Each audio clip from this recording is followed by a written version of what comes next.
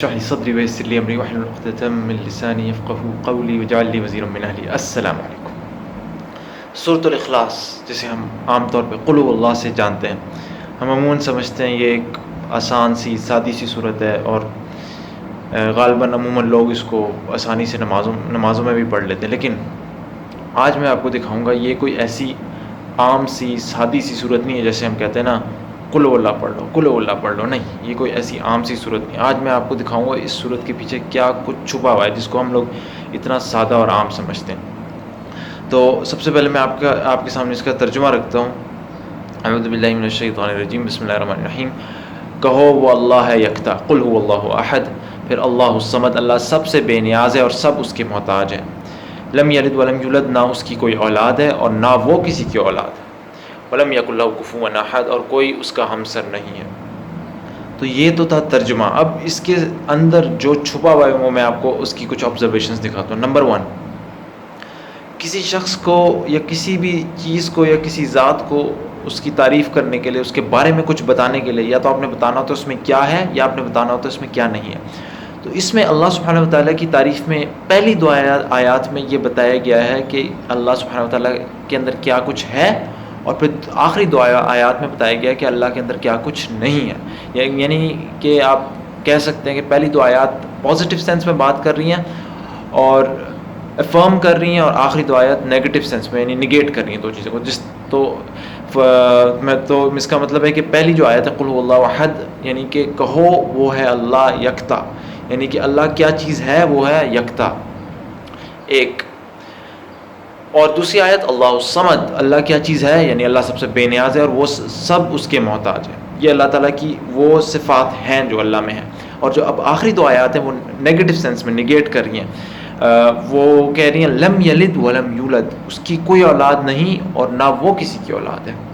اور آخری آیت بھی ولم یکن لہ کفوا احد، اور کوئی اس کا ہمسر نہیں۔ تو پہلی دو آیات میں اللہ تعالیٰ کے اندر کیا کچھ ہے اور آخری آیت میں اللہ کے اندر کیا نہیں۔ یہ تو پہلی اس کے اندر آبزرویشن۔ اب دوسری آبزرویشن کیا ہے؟ سبحان اللہ، اس صورت کے اندر ایک باقاعدہ ایک سٹرکچر ہے، اور وہ ہے مرر سٹرکچر ہے۔ آپ پہلی دو آیات اور آخری دو آیات کے درمیان جس طرح گویا ایک شیشہ رکھیں تو وہ ایک دوسرے کو ریفلیکٹ کر رہی ہیں۔ پہلی آیت آخری آیت سے ملتی ہے اور دوسری آیت آخر سے دوسری آیت سے ملتی ہے۔ وہ دیکھتے ہیں کیسے۔ پہلی آیت قل هو اللہ احد، کو وہ کہو وہ اللہ ہے یکتا، اور آخری آیت ولم یکن لہ کفوا احد، اور کوئی اس کا ہمسر نہیں۔ پہلی آیت میں بتایا گیا اللہ ایک ہے، اس یکتا ہے، یونیک ہے، اور آخری آیت میں وہی بات نیگیٹو سینس میں بتا دی گئی کہ ولم یکن لہ کفوا احد، اور کوئی اس کا ہمسر نہیں، یعنی کہ وہ ایک ہے، یعنی اس جیسا کوئی نہیں۔ وہی بات کو نیگیٹو میں کر دیا گیا۔ پھر اوپر سے دوسری آیت میں اللہ سبحانہ تعالیٰ نے کہا اللہ الصمد، اللہ سب سے بے نیاز ہے اور سب اس کے محتاج ہیں، یعنی کہ اللہ تعالیٰ کو کسی کی حاجت نہیں، سب کو اس کی حاجت ہے۔ اور آخر سے جو دوسری آیت ہے وَلَمْ يَكُنْ لَهُ كُفُوًا أَحَدٌ، اس کی کوئی اولاد نہیں اور نہ وہ کسی کی اولاد ہے، نہ وہ کسی کی اولاد ہے، یعنی کہ وہ کسی جب بچہ بچپن میں ہوتا ہے ماں باپ کا محتاج ہوتا ہے اور بڑھاپے میں اپنے جوان اولاد کا محتاج ہوتا ہے، تو نہ اللہ تعالیٰ اپنے کسی ماں باپ کا محتاج کبھی رہا، نہ اس کا کوئی ایسا بچہ ہے جو اس کو نعوذ باللہ اللہ کے بڑھاپے میں اس کا جس کی محتاجی اللہ کو ہو۔ اللہ تعالیٰ کسی کا محتاج نہیں۔ تو وہی دو آیتیں، پہلی آیت پازیٹیو میں وہی بات کر رہی ہے، آخری آیت نیگیٹو میں وہی بات کر رہی ہے، پھر اوپر سے دوسری آیت پازیٹیو میں وہی بات کر رہی ہے، آخر سے دوسری آیت نیگیٹو میں وہی بات کر رہی ہے۔ سبحان اللہ، کبھی ہم نے سوچا تھا کہ جس صورت کو ہم اتنے سادی اور عام سی سمجھتے ہیں قل هو اللہ قل هو اللہ، اس کے اندر یہ کچھ چھپا ہو۔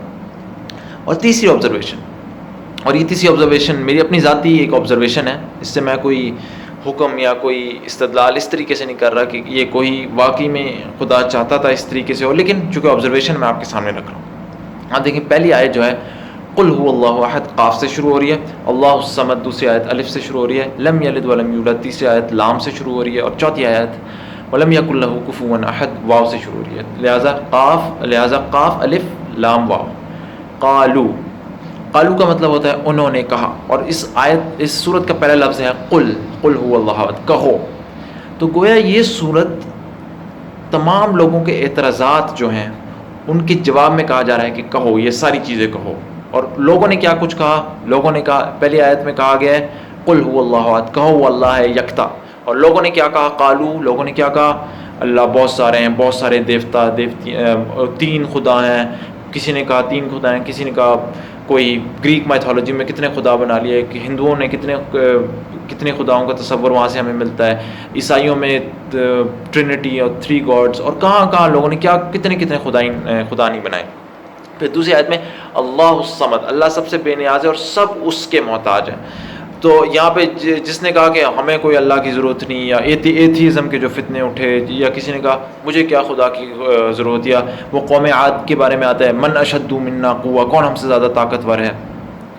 تو اللہ سبحانہ وتعالیٰ نے یہاں وہ جتنے بھی اعتراضات اس پہ کیے گئے، اس پہ یہاں پہ کہا گیا کہو کہ اللہ الصمد، اللہ سب سے بے نیاز اور سب اس کے محتاج.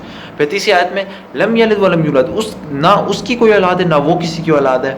تو لوگوں نے جو کہا کہ خدا کا بیٹا ہے، یا خدا کی فرشتے خدا کی بیٹیاں ہیں، یا خدا کی اور کوئی بیوی ہے، یا خدا کی کوئی اور رشتہ دار ہیں، یا کسی نے اگر یہ بھی کہو کہ بتاؤ خدا کی نسب کیا ہے، خدا کے باپ دادا کون ہے، تو اس کا بھی جواب ہے.